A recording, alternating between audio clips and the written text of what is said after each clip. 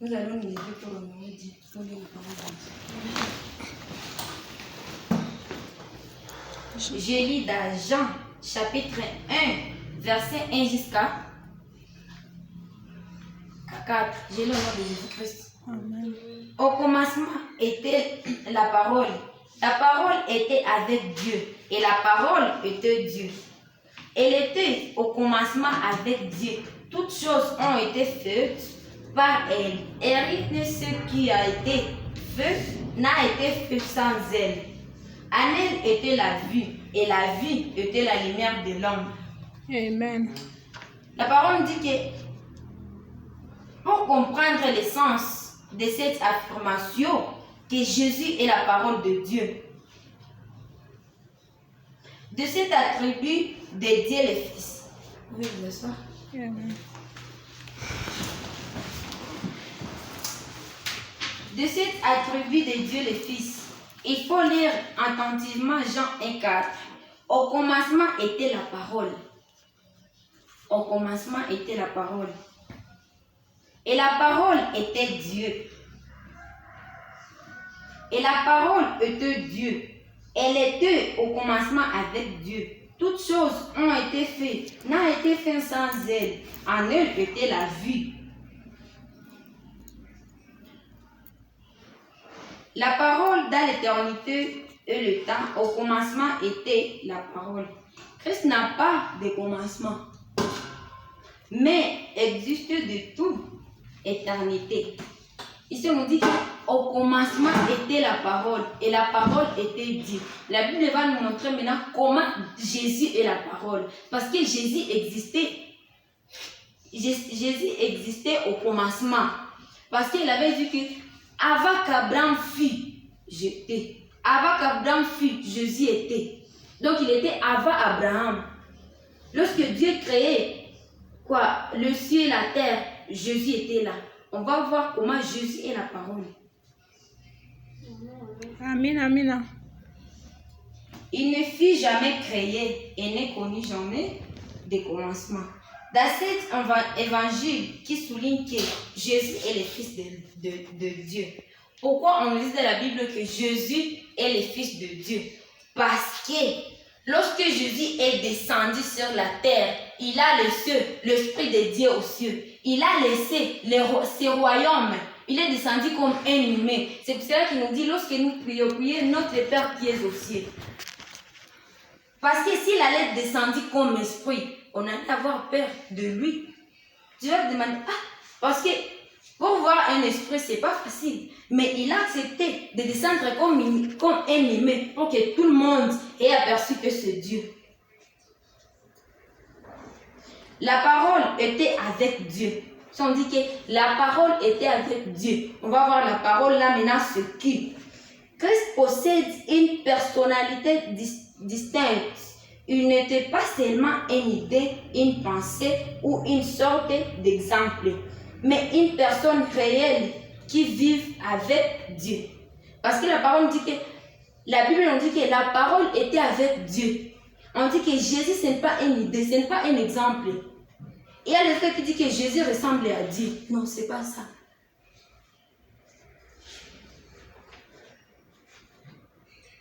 La parole était Dieu. Non seulement Christ demeure avec Dieu, mais il est lui-même Dieu. Pourquoi on dit que Christ il est lui-même Dieu? Parce qu'on dit que la parole était Dieu. On nous a dit que la parole était avec Dieu et la parole est lui-même Dieu. Donc Jésus est lui-même Dieu parce que la parole est lui-même Dieu. Ici on nous avait dit quoi?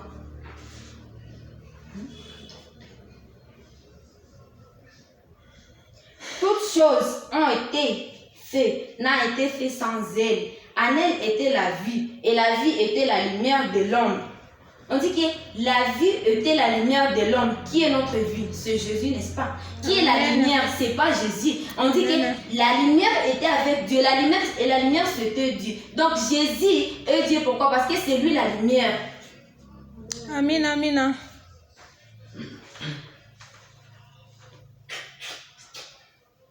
La Bible enseigne qu'il y a un seul Dieu. on dit qu'il y a un seul Dieu. Mais il y a l'étoile qui va te dire qu'il y a Dieu, il y a Jésus. Et tous sont des dieux. Là-bas, tu as déjà fait 2 dieux. La Bible nous dit qu'il y a un seul Dieu. Et en ce Dieu unique, 3 personnes. Il y a un seul Dieu, mais il y a 3 esprits. Comme je vais donner un exemple. Je suis ici Alice. J'ai la tête, j'ai le pied, j'ai le nez. Mais je suis seulement Alice. Donc, il y a un seul Dieu, mais il y a 3 esprits. Il y a l'esprit de Jésus, il y a le Saint-Esprit et le Dieu en personne. Donc, n'ayez pas de confusion pour comparer les 3 esprits parce que c'est même personne. C'est une personne qui a 3 esprits. Parce que la Bible nous dit que baptisé au nom du Père et du Fils et du Saint-Esprit. Et on nous a dit qu'il existe un seul Dieu. Ne dis pas qu'il existe 2 dieux, non, il existe un seul Dieu, mais qui a 3 esprits. L'esprit du Père, Fils et le Saint-Esprit. Donc Jésus demeure en Dieu, Dieu est en Jésus. Et l'Esprit est en Dieu. Parce que la parole, c'est Dieu. Et au commencement, il y avait la parole.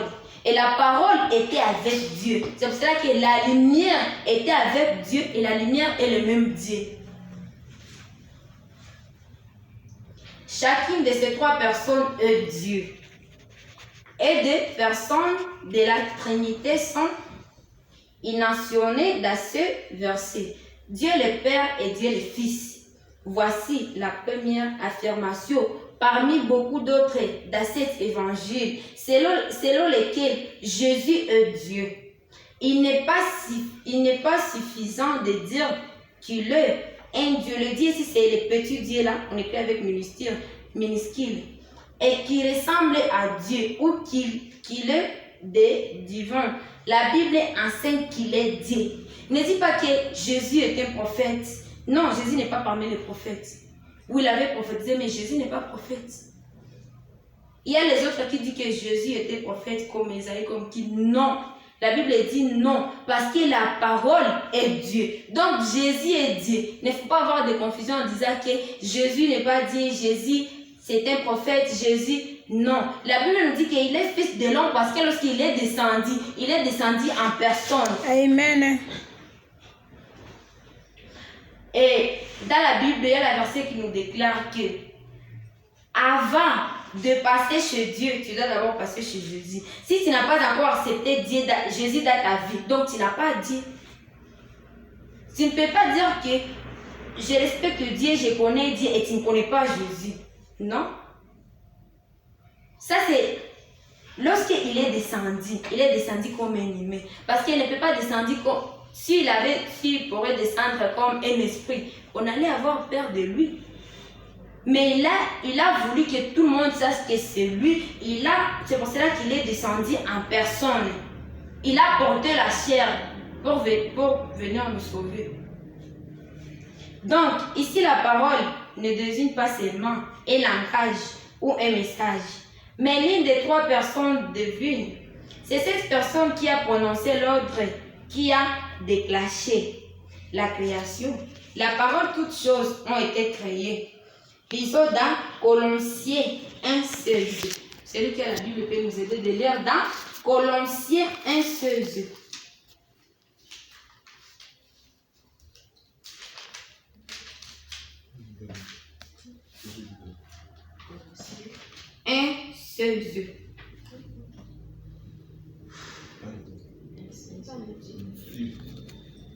Car à lui ont été créées toutes les choses qui sont dans les cieux, sur la terre, Oui.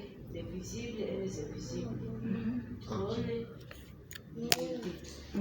domination, autorité, tout a été créé par lui et pour lui. Amen, c'est la parole. La parole précise encore, car lui ont été créées toutes les choses qui sont dans les cieux et sur la terre, les visibles et les invisibles, trône d'unité, domination, autorité, toutes en fait seulement, tout non seulement de sa gloire et emprunté de sa personne. Il est soutenu toutes choses par sa parole puissante.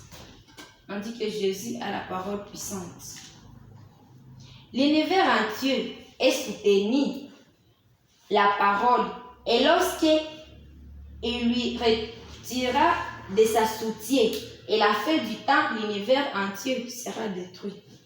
Donc on dit que si nous sommes ici, si nous existons aujourd'hui, c'est par la parole. C'est pour cela que nous existons aujourd'hui. Car si Dieu enlève sa parole, nous tous on sera détruits. Pourquoi? Parce que la parole c'est Jésus. Si tu n'as pas Jésus, tu es comme une personne qui n'existe pas. Pourquoi? Parce que nous existons par sa parole. Et sa parole c'est Jésus. Le fait que tu lis la Bible, tu lis l'identité de Jésus. Comment Jésus est venu? Comment tu dois vivre pour bien? Comment tu dois être pour bien vivre avec Jésus? C'est cela que nous lisons la Bible parce que c'est l'identité de Dieu. Si tu as besoin de savoir qui est Dieu, qui est l'Esprit, lui la Bible tu sauras. Tu sauras comment tu vas marcher avec Dieu.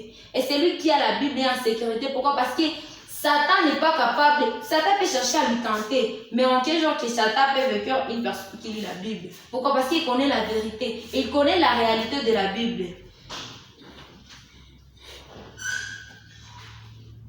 Comment persévérer dans la parole de Dieu? Comment persévérer dans la parole de Dieu? Ici, nous allons voir maintenant. Lorsque Dieu nous parlait, il disait que les fils de l'homme, le Père, mais ici, on va voir que quiconque donc attend ses paroles. Ok. Lisons dans Matthieu 7, 17. Matthieu 7, 17 jusqu'à 29. Mais nous allons lire d'abord jusqu'à 5.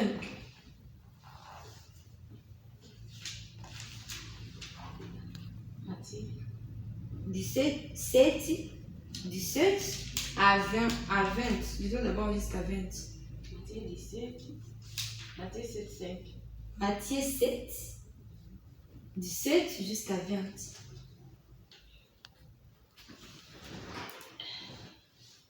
Matthieu 7, 17 à 20. Tout bon arbre porte de bons fruits, mais les mauvais arbres portent de mauvais fruits. Un bon arbre ne peut porter de mauvais fruits, ni un mauvais arbre porter de bons fruits. Tout arbre qui ne porte pas de bons fruits est coupé et jeté au feu. C'est donc à leurs fruits que vous les connaîtrez. Amen. La parole nous dit que tout arbre porte de bons fruits, mais les mauvais arbres portent de mauvais fruits. Un bon arbre ne peut porter de mauvais fruits, ni un mauvais arbre de bons fruits. Tout arbre qui ne porte point de bons fruits est coupé et jeté au feu. Vous le connaîtrez donc à leurs fruits. Qu'est-ce que l'arbre? Qu'est-ce que les fruits? L'arbre